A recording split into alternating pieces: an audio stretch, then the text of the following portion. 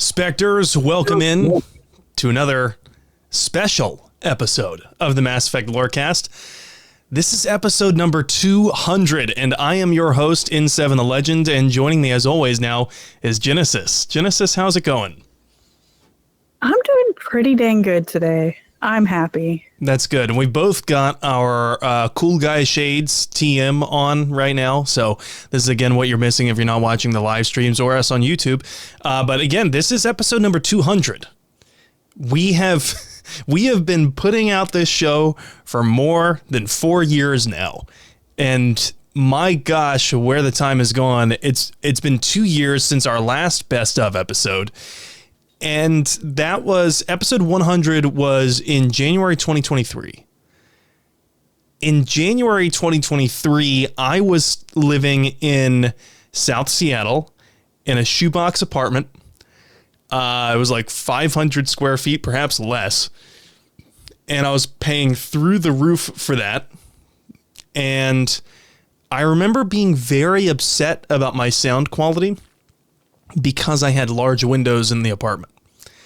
And windows are not good for sound quality. I also, in 2023, was not married, and I did not have a baby. So now I'm married with a little legend, and I'm in a bigger, I almost said apartment. I'm not in an apartment anymore, but I'm in a bigger home now, and not in South Seattle. So a lot has changed for me personally since 2023. What about you, Genesis? Yeah, so I haven't had major life updates like that, but my daughter came home from the hospital in 23, which was a big achievement for us. That was kind of a whole big journey there for a while. We started going to cons and doing more paneling. Vervada and I, through the girls, started adventuring out and hitting up more venues and things like that. And since then, I've paneled twice at PAX, which is a huge achievement. My job is still the same. I've been there for 15 years now, so I hope that doesn't change anytime soon. Let's continue that between 25, 26, and as long as I can go. And then I'm here instead of just on a Patreon chat. I think that was also a big change that's happened since then. Yeah. And thank you for bringing up all the conventions that you've been to. For those of you who don't know, Genesis is like an absolute rock star when it comes to having gone to cons. I watched as she and her co-host Vervada from the Two Girls One Ship podcast spoke to like a completely packed convention room at PAX West. And that was this past year, right? In Seattle. And I couldn't believe it. I was so proud of them. So wow, yeah, a lot has changed. And for the Lorecast, we've covered a ton in that time over the past 2 years. You know, we've discussed the shady ethics of some of the galaxy's largest corporations, the most important Prothean ruins in the Milky Way. We've also decoded some of the technology in the series, like the Omni tool and the different vehicles, even the predecessor to the Mako, which a lot of people don't know about. It's called the Grizzly. So, and the show has profiled more than a dozen characters. I am a huge fan of the character deep dive. I live for them. And you guys have done major ones like Dr. Tapero, Morden, Liara, Miranda, Tally, Rex, and Saren. And we've done minor ones as well, like Nihilus and Jenkins, Presley and Adams, Reeve, and even Shiala. There is a truly amazing amount of content in the trilogy plus Andromeda. Like, just, we're not even close to scratching the surface. We've also had some really eye-opening interviews as well. We've heard from two cinematic designers who worked on the original trilogy of Mass Effect, and these are the people who breathed life into the writing of some of our favorite moments. Yeah. And of course, there are the iconic N7-Day episodes that always drop something new. And then we talked with the Cups about the BioWare layoffs. And I think that you actually took some heat for some of the things that you said in at least one of those news episodes, right? At least is probably right. Yeah, I did in a couple of different news-related episodes over the past 2 years, because those are always like the episodes that ruffle some feathers, right? And according to some listeners, we've spent far too long on other topics. I still think, though, that we could have gone for like at least 4 more episodes on the Garvug War.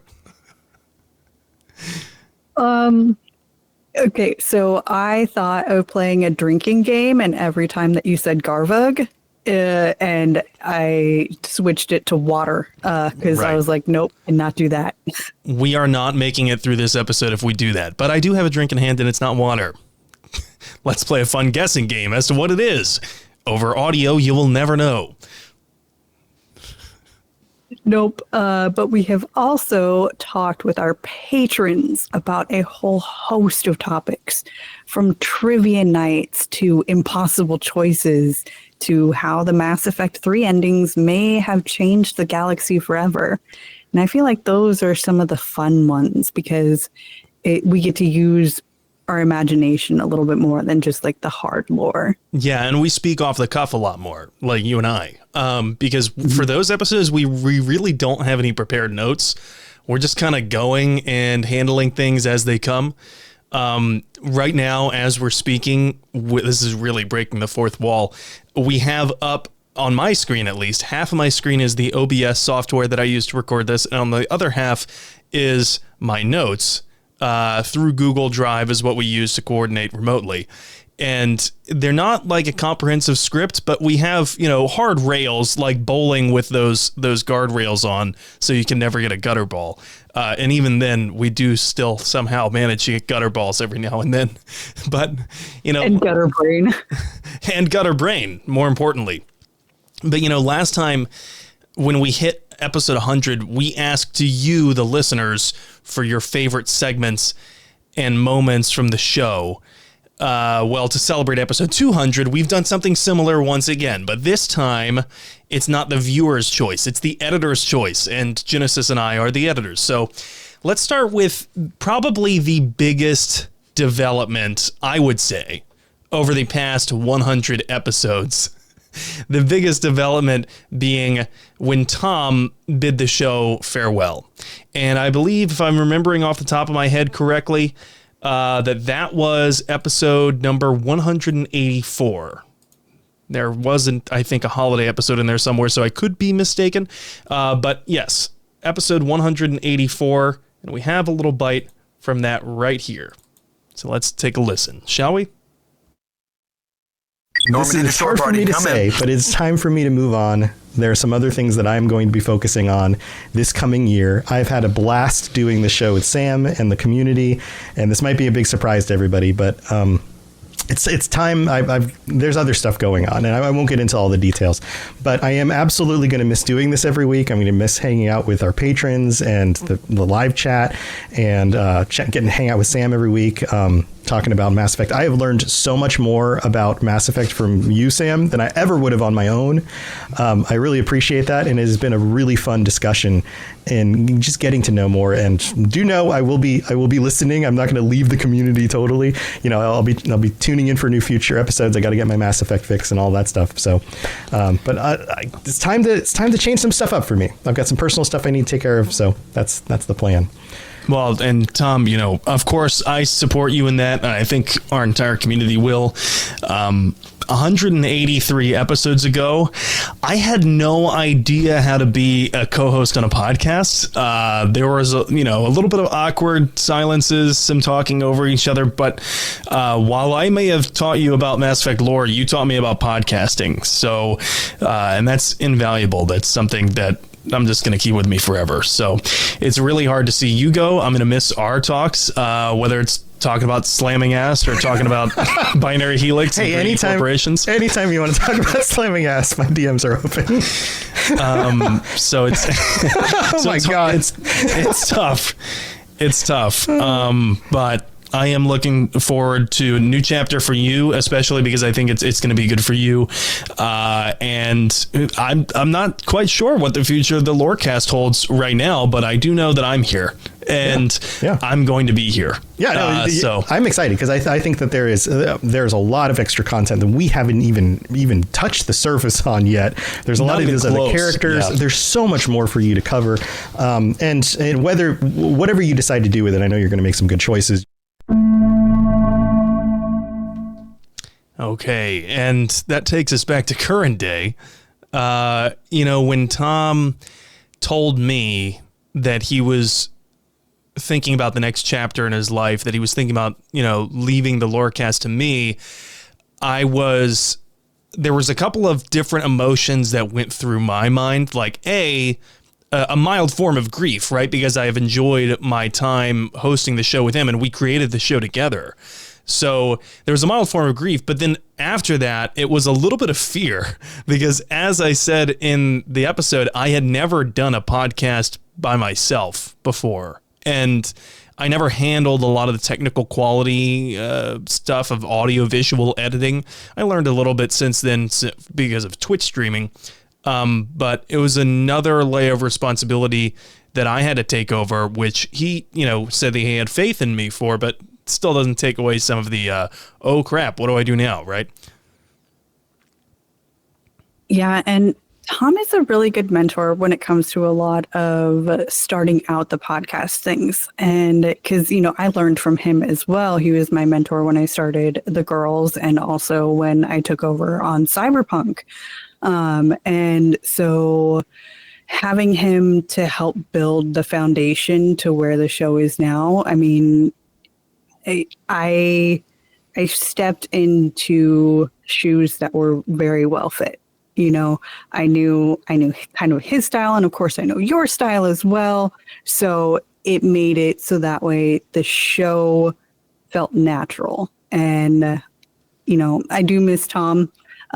He's got some takes that I would never think about because I have, we've got such different viewpoints on things. And so it's kind of sad to hear him again in these audio clips. I do miss him every once in a while. Tom has BDE, but not like that. He has big dad energy, which is where I was going with that. Get your mind out of the gutter if you thought the other one. But yeah, I love Tom's dad jokes, and re-listening to a lot of these segments, I found so many of these really clever little puns and jokes that he slid right in there while I was going on my hyperfixations about the lore, and I didn't even realize, but it was very cleverly woven in. And he would just let me continue and then be like, yeah, I'd see if I got it, and most of the time I didn't. But I know the listeners did. But, as sad as I was to see Tom go, I also knew that, as I've said, we weren't anywhere close to finished with the Lorecast. And I knew that I had to find someone with an equal love of the Mass Effect lore and someone that I got along with. And then I gave up on those two things and I reached out to you, Jen. Hey, now. No, I'm kidding, because you were the first person that came to mind when I thought about a new co-host to help me kind of guide this ship through the Milky Way. And let's play a little bit from that very first episode that we did together, shall we? Normandy to shore party, come in. So I hate to actually you right out the gate, but I've been on the Mass Effect Lorecast 39 times now. Who's 36 counting? Of those. Me, my bank account. Okay, that's fair. And so tell me a little bit about the context and remind me why you had to actually me right out of the gate. That was your first thing that you said, right, when you were co-host? Well, yeah, because your prompt was welcome to your first episode. And I'm like, this ain't my first episode. I've been here a lot. And you actually kind of cut me off on that because I had a whole scripted spiel about how many times I've been on this show. There was the 36 Patreon episodes, the 2 episodes that Ravada and I have been on together, the episode that Tom and I co-hosted because you weren't available, and then the episode on Tally that you and I did together as an episode. So I had already co-hosted just you and me on a lore episode. In my defense, I'm fairly certain that I was sleep deprived when we recorded that episode, because I'm fairly certain I was still waking up very early in the morning and then still recording this in the evenings for work. But I digress. For those of you who have listened to the show for a long time, you were not at all surprised, I think, to hear Genesis on the show with me. As you just said, Jen, you were not at all new to the show, but it was your first episode of being the official co-host with me. And I remember, since then, I remember you telling me after the fact, like a few weeks after we did that first official episode with you as co-host, that you were actually kind of nervous. Yeah, but I was very nervous, but nervous in that good, excited way. You're doing something that it is new. Yes, because this was a new journey, this very start of a new adventure for the Lorecast and for us. And I love those heart racing moments, though. Those are the things that make it exciting. And if your adrenaline doesn't kick every once in a while with the thing that you're doing, why are you still doing it? That is a great life lesson. That reminds me a lot of like something you'd hear in Ferris Bueller's Day Off. But it really, like, that is true. That is true for life. That if you're not every now and then doing something that scares the living crap out of you, are you really living? And Yep. That is such a Krogan ideology, I think. But it's also very true. I would rather live with the regrets I think that I've done of things that I have done than living while reviewing the road not taken. Yeah, I hate the cringe of YOLO, but really and truly YOLO. Like, that's true. We used a lot of words to just say YOLO. Anyway, yeah, I remember that episode, and I could see it on your face that while we were doing the episode, that you were kind of like, you were there doing the episode with me, but at the same time, you were like, is this really happening? Like, I'm dissociating a little bit. the dissociation is real because, okay, so 183 episodes. That means that as a fan of this show, I've listened to N7 the Legend talk about Mass Effect lore for 180 odd episodes now. And so here I am watching along on a Twitch stream and Sam's talking about lore. Okay, I'm going to listen and, I'm intaking. Wait, that's not Tom talking next. That's me. And so I had to click back in because here I was just listening to the Lorecast. Over to you, Genesis. And you're like, huh? What? Yeah. I get it. But you have been on the show plenty of times before. Exactly, I have. And one of those episodes was the romance hot takes episode. Oh, yeah. I remember you and Vervada came on to gush about Caden and Garrus. How could I forget? Pretty much, yeah. There were a few other moments on there. And like this one, do you remember you and Tom barely holding back the jokes? I think I might recall something along those lines. Let's give it a listen, shall we? Normandy to shore party, come in. Before we get to the mid-break, why don't we get to the sex scenes, because that's part of romance. And how would you rank them from top to bottom, as Sam has here in the notes? Jen, I feel like this is your realm. It is my realm.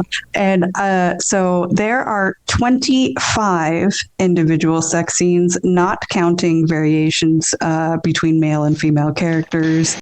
So there's no way that I'm going to list out all 25. Sure.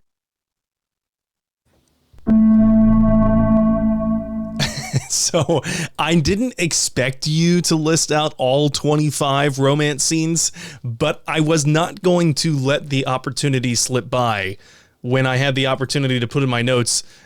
Can you please rank all of the Mass Effect romance scenes top to bottom? Yeah, the tops to bottoms, that one sent me, and I held it together though because I'm a professional. Okay. Because I know that you like this romance in the games. Bro Shep and Steve Cortez, is that a top or bottom romance for Shepard? That one I'm gonna have to say, honestly, it's one of the tops. Oh, okay. All right. Gotcha. And what would you say is one of the bottoms? Vega, Javik. Oh, God. Yeah. Yeah, the Javik one is yucky. Yeah, so we've had so many different innuendos that we've thrown in there. In fact, I think one of the first Patreon chats that you and Vervada did after you started the Two Girls One Ship show, this is way before episode 100, I actually said I was talking up your show, and then I said, but we'll save all the plugging for the end. Yep, we will save the plugging of the girls to the end. That was an accidental plugging, by the way. So you got to really watch your tongue sometimes. It's way too easy to fall into accidental plugging. Anyway, we've had our fair share of laughs, definitely. And there's some moments that I still think about, like that one. And like when we considered making our show, this one is far more recent, we considered making our show into the Mass Effect Grunt cast. Normandy to shore party, come in. I think Grunt would really like Shark Tank up until the point he realizes that the sharks are human. Oh yeah, he would be disappointed, significantly so. He would be like, well, there's surprisingly few sharks in this.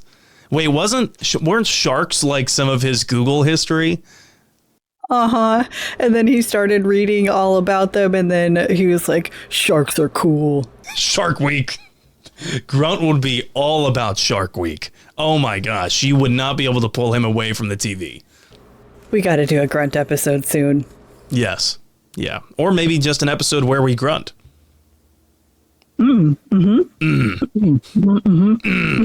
Yeah, people would listen to yeah. Well, I think my throat would hurt after that. I think I cut myself off right there. That clip was going to keep running, but I think I went, yeah, right on your ass. Which I'm still working on my grunt impression.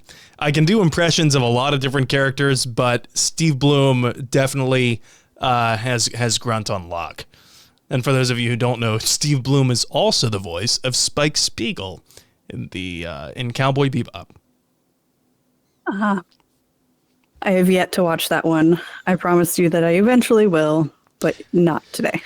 Okay, this is just a really wild stab in the dark, but I'm willing to bet you that more than half of our audience who listens to this show has at least watched a couple episodes of Cowboy Bebop, if not is a huge fan of Cowboy Bebop. And I also put like a license plate bracket on my car that says "See You, Space Cowboy," and it's the starfish after that.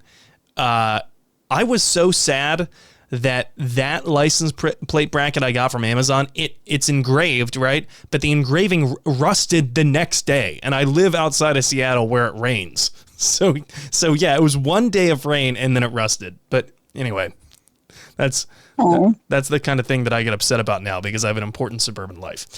But what was even the context of that Gruntcast clip? I forget exactly what we were even talking about.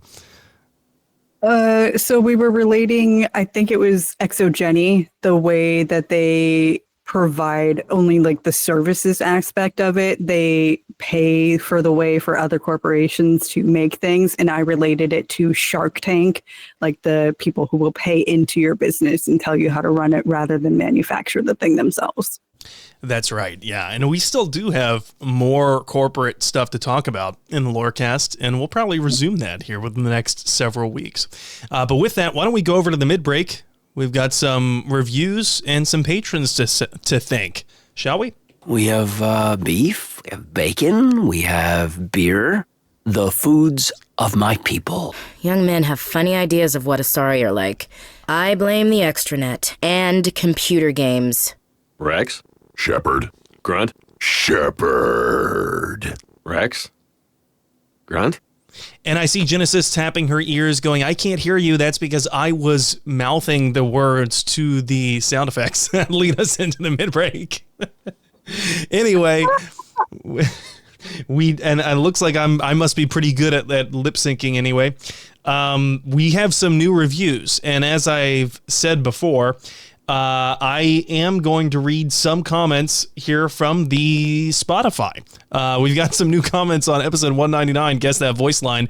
Ian Buchanan says, my balls hurt. 5 out of 5 stars. Okay, thanks, Ian. And Araz91 says, I've been listening since there was only about 6 episodes, and I'm glad Spotify now has a way for me to comment. Mass Effect came out when I was in high school, and now as a dad of 2, I have no time to play. Listening to an episode on my way to work or while driving at work has really been a fantastic way for me to keep enjoying this awesome series. Thank you for all the good times, and please keep them coming. I'll leave you my favorite line from the series, quote, anybody got something to eat?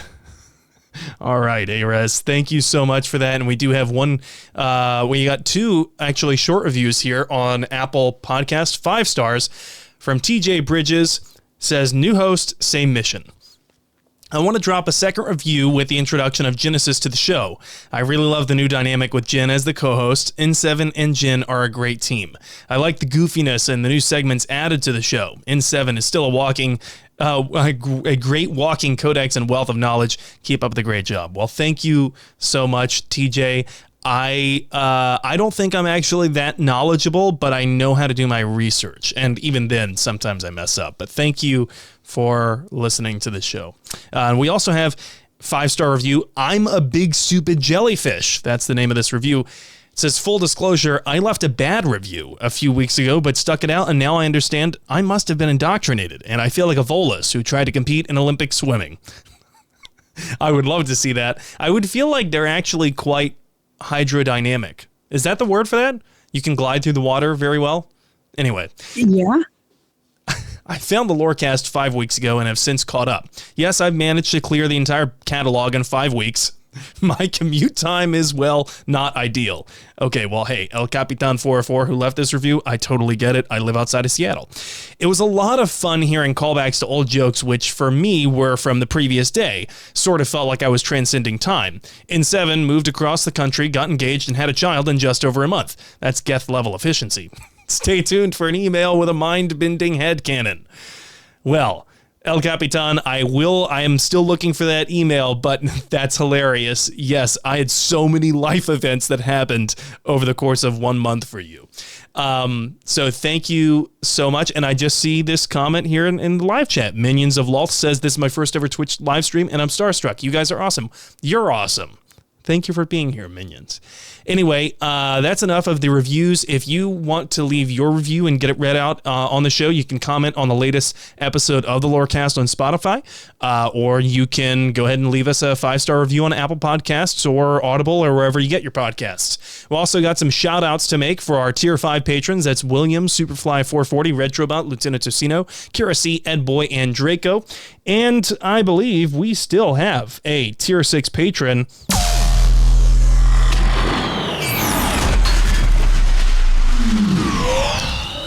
That would be Commander Shrinky Shep. We would be remiss if we did not mention some of the episodes that Shrinky Shep has brought to you all, and the ones that we've received great feedback on. They do coincide with each other, like the indoctrination theory breakdown, he brought his perspective from his wealth of experience and background in psychiatry. And he also brought you guys the Arya as a Spectre theory episode. So he's got a lot of great theory episodes, and he just emailed us recently with some more ideas to bring you in May and in June. So stay tuned there. And don't forget to join the Robots Radio Discord. You can always get a hold of us real time there. So with that, let's get back to the show. After time adrift among open stars, along tides of light and through shoals of dust, I will return to where I began. Solarian reproduction different, very little sex drive. If intended to try human, would try you. Ow, my pancreas. Okay, Genesis, I have one question for you. After those past like 2 or 3 segments that we dove into from our past 100 episodes, do we even talk about the lore on this show? Maybe sometimes. Yeah, we do. But we also tend to go off the rails, lose our trains of thoughts, and definitely land in the gutter every once in a while. Yeah, maybe we should be screened for like ADHD or something. I don't know. I haven't really slowed down on my impressions either. And sometimes they don't land too well. I got to be honest, sometimes they don't. Other times I listen back and I laugh, so at least I'm entertaining myself there. But here's a recent one that I pulled with the Elusive Man. We were talking about Liara in this episode, and I actually crammed a couple of different impressions in here. Let's see if you guys can appreciate them the same way that I do. Normandy to shore party, come in. Liara takes his spin and his lies and uses the momentum and then propels it back at him. Mm-hmm. It's like mental Wing Chun, what she's doing. Everybody Wing Chun tonight. Liara's going to show you how. Against Ronald Reagan. Okay. So the Elusive Man snaps and says, "Don't play games with me, Liara." Meanwhile, she's like extracting the data she needs from the archives. Her back is turned to him. And then he launches into this sinister, masterfully sociopathic monologue trying to get inside her head. And he says, "Your shadow broker routine has been amusing and not without its benefits, but don't think for a second that you're in full control." And there it is, that concept again of the control with the Elusive Man. There he goes again. That's another Reagan reference for those who don't know. There he goes again. Your predecessor was a blunt instrument, but he understood the power of fear. He knew how to keep his operatives in line.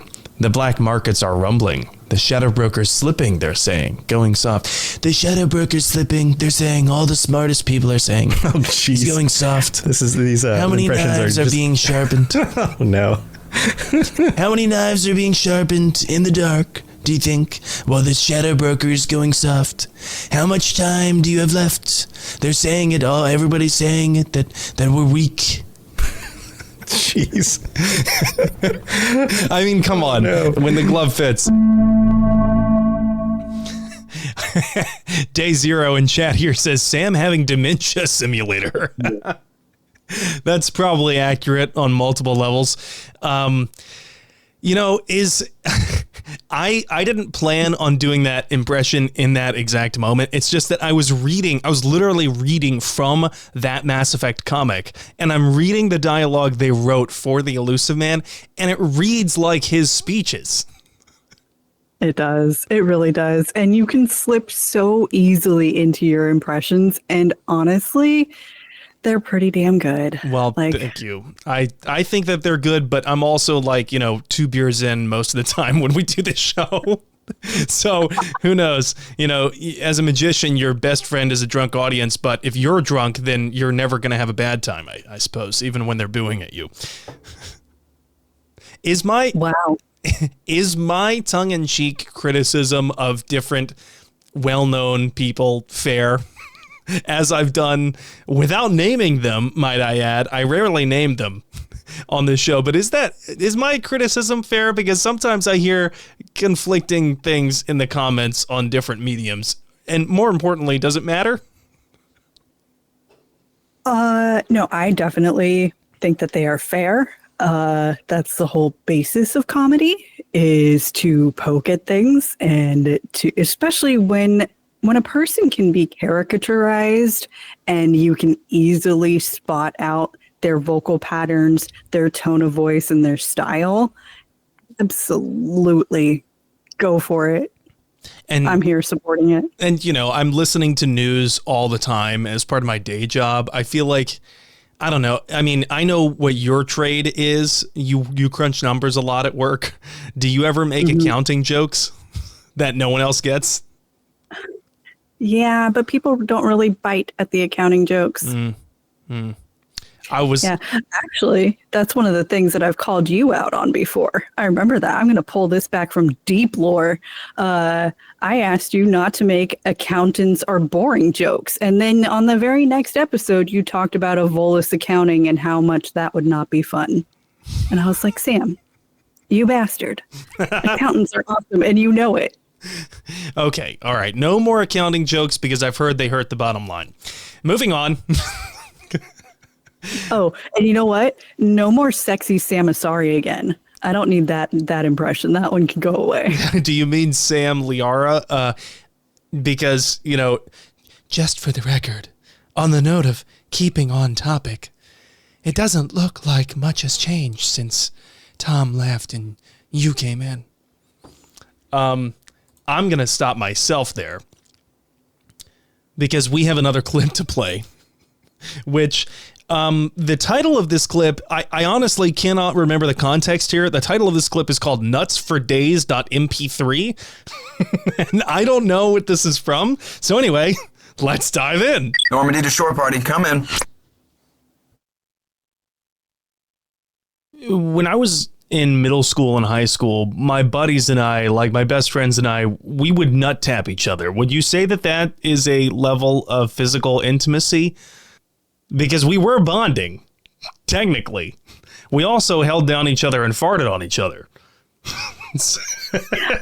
I mean, if we want to get into consent conversations here about tapping your nuts, then yeah, that seems like it was a good level of physical intimacy. Remember, it's okay to tap your bro's nuts. Just don't tap your nuts together. That's some pretty good life advice. It's okay to tap your bro's nuts. Just don't tap them together. Or if you're going to, get consent. Consent's important. Consent is key. What's the other life advice? Shaking it once, you're fine. Shaking it twice, stop your playing with yourself. Oh, wait, hold on. That was lyrics in a Good Charlotte song, wasn't it? Man, yeah. We've definitely disclosed how old we are to the audience by referencing Good Charlotte, and also the fact that at least one of us grew up in white suburbia. Yeah, me definitely. I did. So the context for this one is I was talking about the Asari mind melding and how with Shaira it feels intimate even though it's an instant connection. And we were talking about levels of intimacy in Asari bonding. That makes sense. And now that I think about it in the context of Shaira, I would probably let her tap my nuts. Okay. Take that however you want. Which is what I told her. Anyway, we have definitely had some laughs, but we've had a lot of serious tones on the podcast as well. And specifically, I want to talk about these impactful interviews that we brought up a little bit earlier. We've been lucky enough to interview two of the developers who built some of our favorite scenes in the trilogy, John Ebinger and Zachariah Scott specifically. And each of them clued us into some really cool behind-the-scenes details that we would have never known about otherwise. So I have a clip right here, and I want us to take a listen back to a bit of our discussion with John Ebinger and his work on Morden's ultimate fate in Mass Effect 3. Normandy to shore party, come in. I actually took a lot of pleasure in working on the Renegade version, where he goes up in a compromised state due to player actions. And I knew we had to make that version of the scene so that the player had the option, but it was my personal goal that if you did my boy Morden dirty like that, I was going to emotionally shiv you as hard as I could. Wow. And make you watch every moment of him going up that elevator and what happens at the top of that tower. I poured everything I could into making you feel like a real jerk for doing that. And yeah, again, that was one of those moments. That line specifically, the "I made a mistake," that's the linchpin of that scene, and that is one of those ones where we did go back and forth with the voice actor a couple times and get some alternate takes so that they could really match what I was trying to do visually there. I think again everybody executed perfectly. That was that scene when Shepard shoots Morden. One of the little Easter eggy things that I did build in. Normally, when Shepard pulls out a pistol throughout the trilogy, it's usually a different gun. I think it's the Tempest was the name of it. But there's a pistol that generally Shepard uses throughout the entire trilogy. But if you pull the gun on Morden, I specifically made it the Carnifex that Morden gives you in Mass Effect 2. Oh my God! Yeah, and then if you pay attention in the scene after Shepard shoots Morden with that, after Morden is in the elevator going up, there's a shot of Shepard throwing the Carnifex away in disgust before they walk out of the room, and that was a nice little nod to the history between them that we threw in that I really enjoyed. Another little twist of the knife. That one really was a twist of the knife, as Tom put it right there. I've never not been able to notice that whenever I've seen that scene since then. And just the incredible attention to detail in choices that they knew not everyone was going to get, right? And outcomes, rather, that not everyone was going to get. It's just mind-blowing to me. Oh, yeah, because in order to even see the gun in that scene is a betrayal of Morden by keeping Rex alive, but also asking him to sabotage the genophage. And that's definitely a rough way for that one to go through. I also wanted to point out that the Morden statue that they put out a couple of years ago through, I believe it was through Dark Horse, it was definitely Mass Effect official. He's also holding a Carnifex in that statue. I love the fact that Morden uses the hand cannon. And I know that other people had pointed it out on Mass Effect forums before. We interviewed John about, oh, look, Shepard shoots him with the gun that Morden gave him. I know other people had pointed that out, some eagle-eyed players before, but hearing it straight from the horse's mouth, you know what I mean? And getting to talk to one of the people whose choices it was to deliberately put that in there, that was really special. And I'll always be grateful for the time that John, as well as Zachariah, gave us. Yeah, and I remember your interview with Zachariah. That was like a 2.5 hour long conversation, right? And longer if you count what we talked about off air. I absolutely loved chatting with him. His and John's passions about this game series were so evident. It was clear to me that this series was a pivotal turning point in not just the players' lives, but the developers' lives, right? But we also learned about some exclusive details from Zachariah here on the Lorecast. Let's listen to this little bit of our interview where we're talking about how the team really had some outside-the-box duct tape ways of getting Mass Effect 2 to its release date. Normandy to shore party, come in. We were like breaking the game getting that thing made. How so? I think, I mean, you fight a big giant skeleton reaper, and that's not a thing in the game. So, like, when I say that's not a thing, I mean, like, the Praetorian, that's an enemy that, like, has AI and stats. There was a Boundary Break or something video I saw. I'm not exactly sure who it was, but it was, like, a couple months ago where they were flying around the endgame collector base. And they flew way outside the map, and they saw 2 collector drones just floating in space.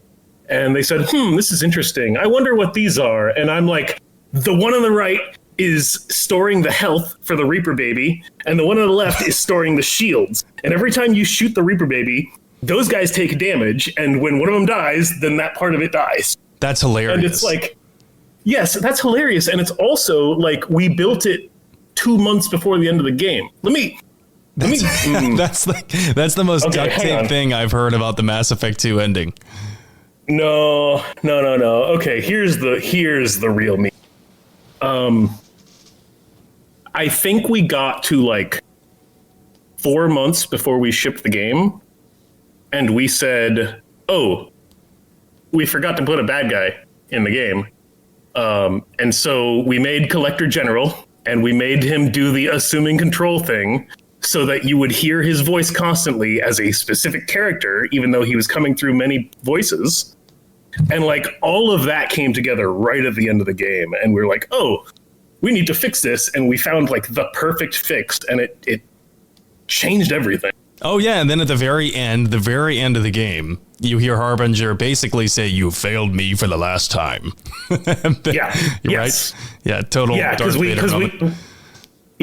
had to be like, "Oh, and this guy has to be a Reaper, but we don't have a Reaper, so he's possessed by a Reaper." And it honestly, it was a stroke of genius writing.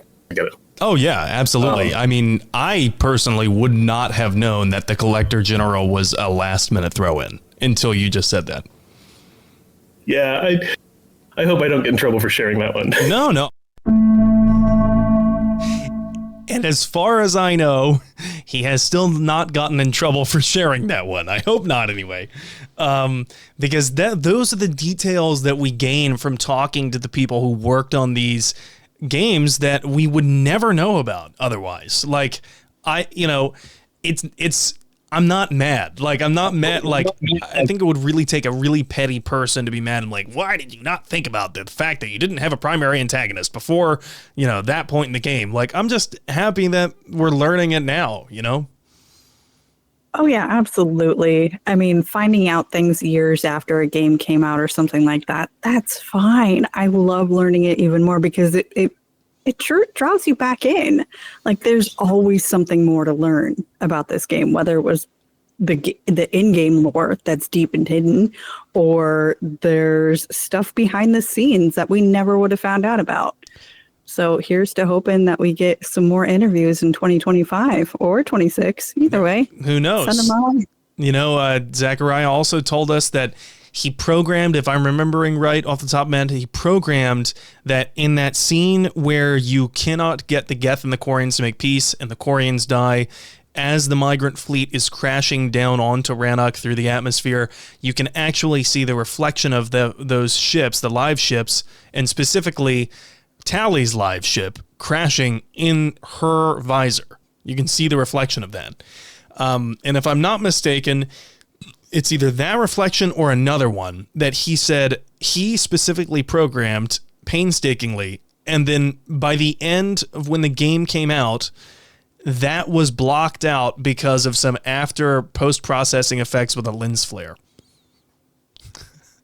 Oh, something like that is heartbreaking. So, although I do believe there is a mod to get rid of all lens flares in the game. I wonder if we can run that and see if we can see this. Oh, I bet we could. That's really cool. But yeah, I want to learn more details about the making of Mass Effect like that. And if I had all the time in the world, you can bet your bottom dollar I would be like hounding down the developers of the original trilogy of Mass Effect and Andromeda and just asking for any kind of interview, any insight they could give us as to the making of that. And if on the off chance, if any of them are listening right now, like, please reach out to us because we would love to talk and, we can set something up, be that, live or pre-recorded. That way we make sure nothing that shouldn't get out gets out. That kind of thing. But yeah, we usually cover the lore, but those were a couple of instances where we talked about real world stuff and it was so rewarding. Absolutely was. It's a long episode to get through, but so worth it. So worth it.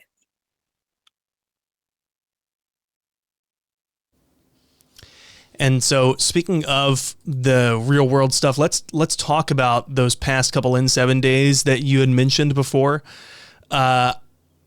Yeah, some people weren't so happy with the way that I disclosed what I'd learned, and I was curious how some of my takes on previous N7 days have aged in the past 2 years. And to be honest, I think they still hold water pretty well. You remember in 2023 when we got some flack for when I came forward with what I'd heard about on the development on the next Mass Effect from my unnamed source. There was a lot of blowback to that. A lot of people didn't trust me. I had some. Actually, I had read some on the BioWare social net forums, or whatever forums they're called now. I remember reading some pretty, not savory attacks on my character from people who I guess acted like they knew me, but they don't actually know me. Anyway, let's go back to that clip that I'm referencing. Here it is, right here. Normandy to shore party, come in. I also want to address this elephant in the room. By now, most of us have seen the comments from Jeff Grubb saying that the game won't come out until maybe 2029. I don't know where he got that specific number, but that doesn't account for extraneous circumstances like, what if EA puts more resources into it? Or right. What if they've split the team and then they've one team's doing early development stuff, the other team's finishing up the other game? Sure. The same delays that impacted Dreadwolf with the pandemic may not impact Mass Effect the same way. Yeah, there's a lot of other circumstances that may not go into that. So I don't think that that's the gospel. But I also can tell you that I've heard from sources who worked on the series that mass development is likely not going to start until Dragon Age Dreadwolf releases. Because my understanding is the small core team that the company said was working on Mass Effect is either a couple people or none at all. And most have been pulled to work on Dragon Age. Right. And this comes from an actual anonymous source that you have spoken to yourself. This isn't information on some forum this isn't post hearsay. Or hearsay. This is you talk to somebody and we just cannot reveal who that is. Right. Like Jeff, I'm not going to reveal my sources for obvious reasons. So if people don't want to trust me, that's all right. I understand it's tough to rely on an unnamed source, but two things on that front. Number one, it would benefit us to hype this up. But number two, I have been deadly honest with our community throughout 137 episodes now. Remember when the BioWare store wrote in a product description something that made it sound like Shepard was alive? Yeah. I mean, we were both pretty vocal with an unpopular opinion that, look, guys, don't get too hyped up. Don't get too riled up. We're pretty sure that this wasn't done by BioWare, that this was likely the product of some copywriter for the store's marketing team. Well, I did that because I do care about our fan base, to the point where I don't want us to get overhyped on details that might not be true. Not getting overhyped on details that might not be true. Welcome to the past 3 years of being a Mass Effect fan.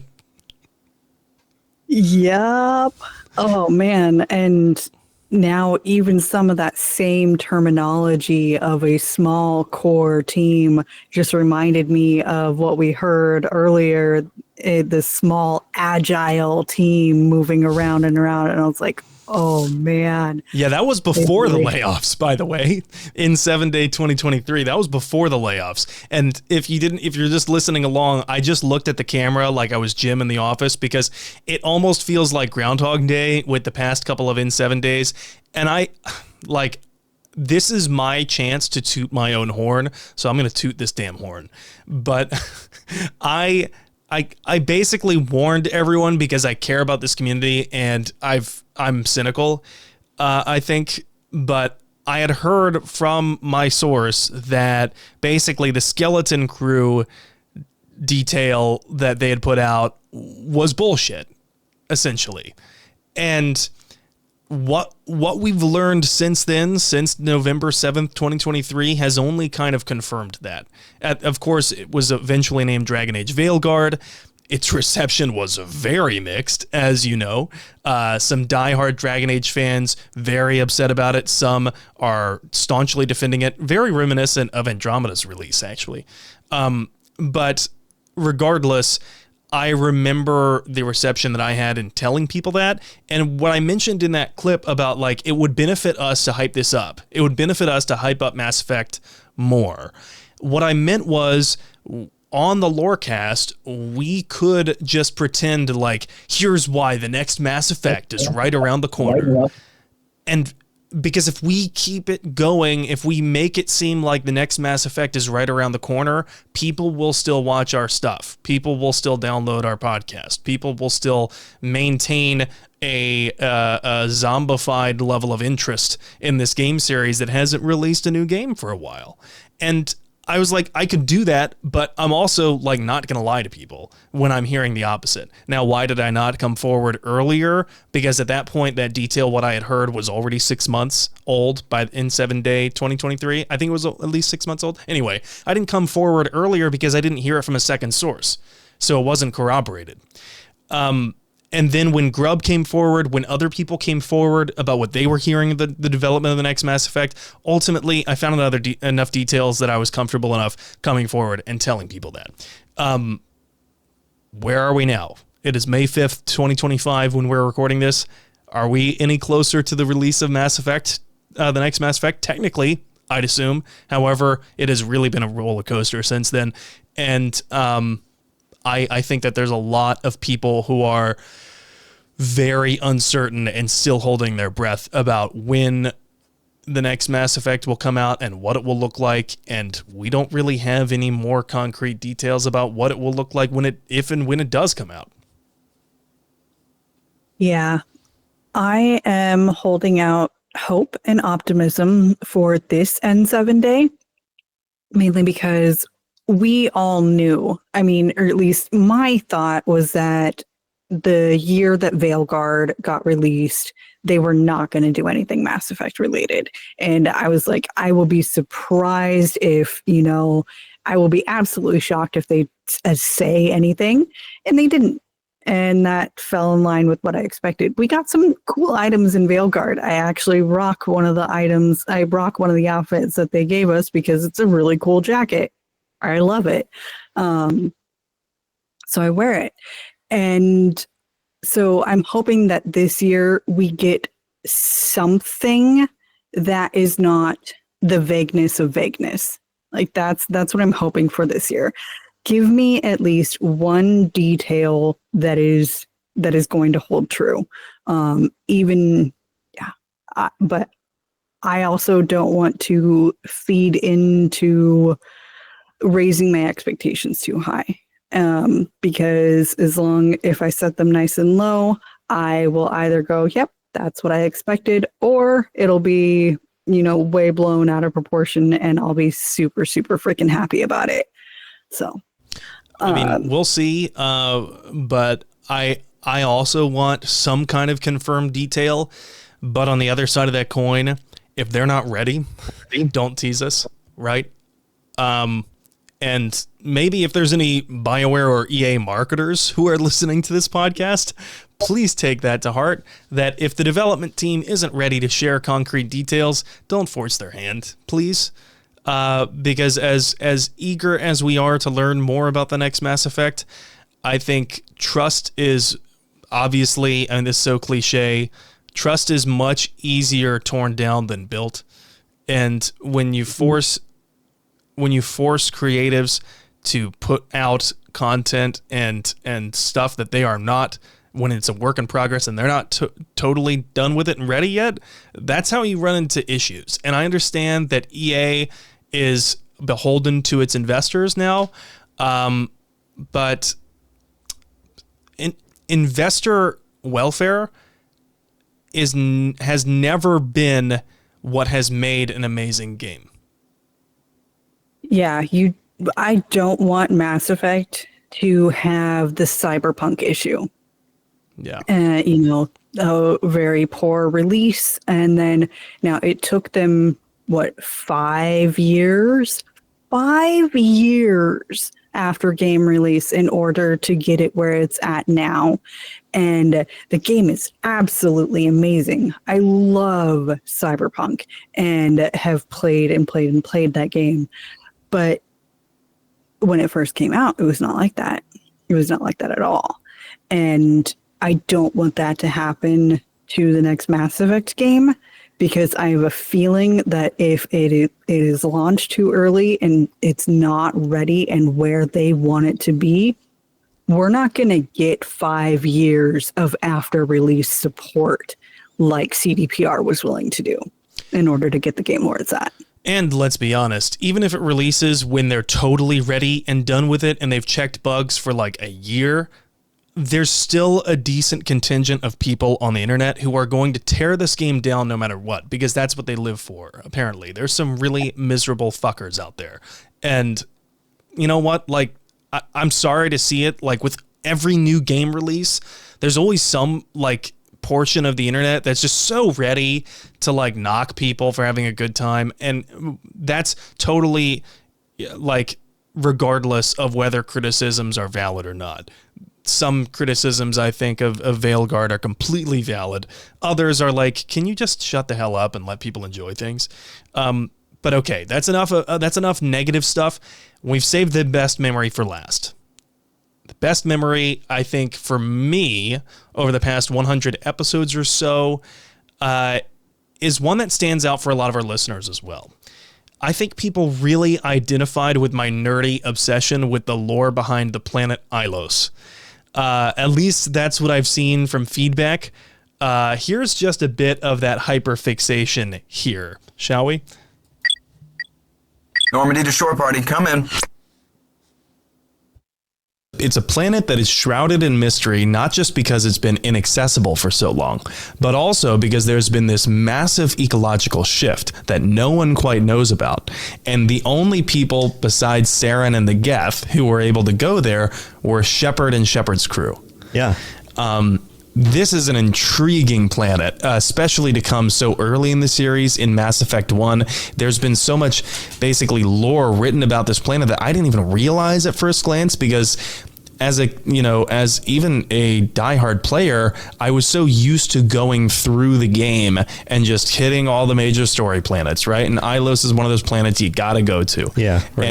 And yet you land there, you're like, oh, cool, jungle planet. Oh, I guess people used to be here anyway. Right. Yeah, this looks like ruins of buildings that people lived in. Cool. Let's keep going. Yeah. And apparently Ilos has drawn the attention of higher education naturally, right? Because it's so shrouded in mystery, kind of like the Titanic almost. Occasionally, the Codex says, a university will organize an expedition to chart a route to Ilos using conventional, faster-than-light drives. These never get beyond the planning stages due to the distance and the danger.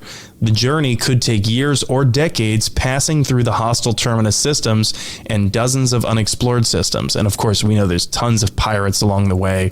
Sure. Batarians would be very happy to get their hands on some valuable, scientific research gear.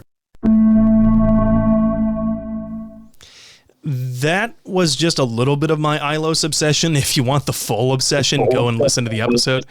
But I just picked that one because it's like me listening to myself. I feel like you can kind of hear how weirdly excited I get for really obscure details like this one. And another one that comes to mind off the top of my head is learning in the novels that the Elusive Man imports his bourbon and tobacco from Earth, because there's only one part of Earth that still produces that bourbon and tobacco, and it's still circulated throughout like Citadel space, and he doesn't have to worry about lung cancer or any kind of alcoholism related disease, because modern medicine has gotten to the point where cancer is just as easily fixed as anything else. Oh, I think my favorite thing that I learned about through the Lorecast was Joker and his sister in Tiptree, because I had never stuck around long enough to hear the two Asaris talking about that whole situation.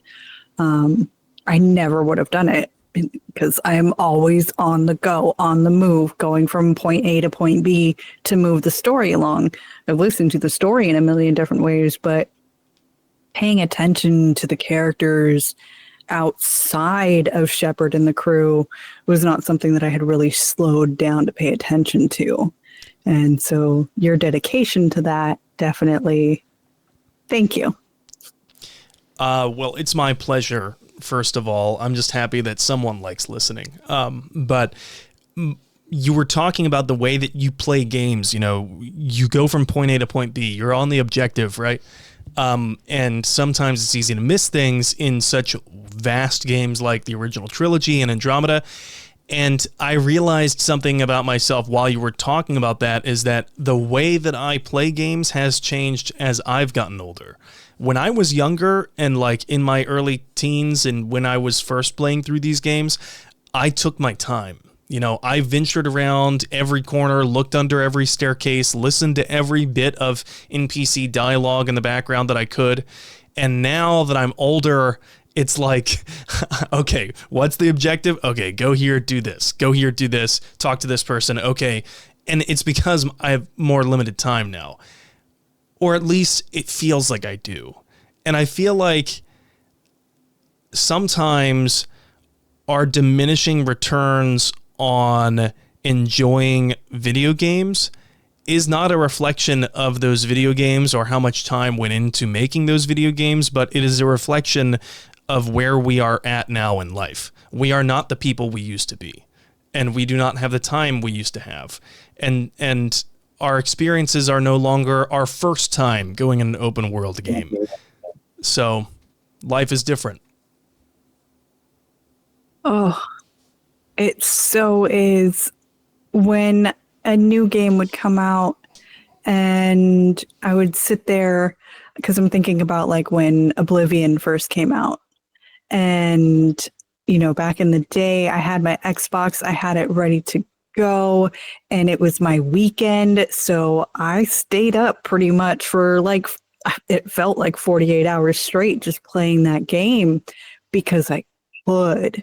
And it was all new and awesome and going through it. And now playing the remaster, I'm getting those same feelings again. I'm taking my time, even though I've played the game through way too many times. I've created way too many characters in Oblivion, but playing it again now, it felt new again. And I am stopping to read more.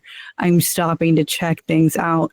I'm playing the way that I used to play games, and it feels good. And I think that that's what I want to do for the next Mass Effect game. I did that for Veilguard too. I wanted to rush the story because I wanted to know what happens, but I took the time to be actually reading things. I took the time to talk to people. And I think that that's what we're going to do for Mass Effect, taking the time to talk to people. And that's so timely because Oblivion Remastered just came out, and you and I have been playing that thing nonstop. Talk about a shadow drop. That was nuts. I don't expect the next Mass Effect to shadow drop like that at all. But yes, that has invoked memories of, like Minions of Lalt says here in chat, staying up late as a teenager and playing games. I was just reminded of how my friends and I used to stay up super late playing Halo 2 and Halo 3 at LAN parties at our, like, someone's house, or we'd play on Xbox Live. We'd stay up all night, and I remember there was this one particular night where I was staying up all night with my friend Blake, and we were in high school, and it was a weekend, and we stayed up all night in Halo Forge mode, and then the sun came up, and I said to him, I was like, dude, it's daytime. Do you want to go get some McDonald's breakfast? And he was like, hell yeah. And we went and got McDonald's breakfast. We were like the only people in there. And then we went home and we slept, and it was a great time. And yeah, anyway, I hope the next Mass Effect brings me memories like that. Maybe not quite like that because I have a baby now. So if I'm staying up all night, it's probably because the baby couldn't sleep. But maybe, you know what, now that I think about it, I will be able to experience something like that if my son turns out to be a gamer. And I will hopefully not come down too hard on him if he spends all night playing the video games. Yeah.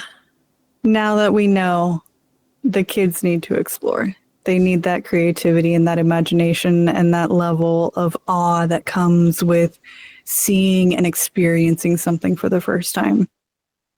But yeah, don't stay up past 2 a.m., kiddo. Nothing good happens after 2 a.m., to quote one of my favorite TV shows.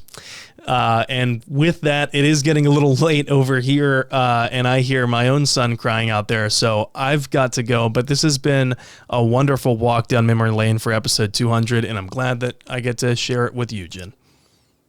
Aw, thanks, Sam. You too.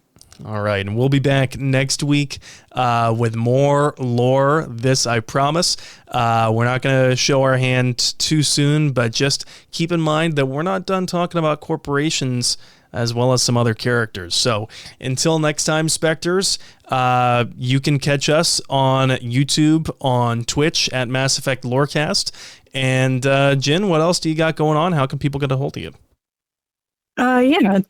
The Discord, Blue Sky, 2 Girls, 1 Ship podcast, as well as the Cyberpunk Lorecast.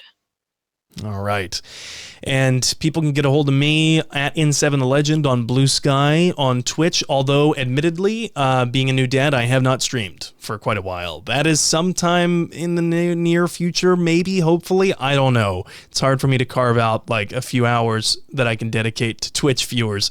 But keep in touch with me on social media. I do try to monitor that, and in the meantime, you're always welcome to join the Robots Radio Discord. The link will be in our bio. Until next time, Spectres, we should go.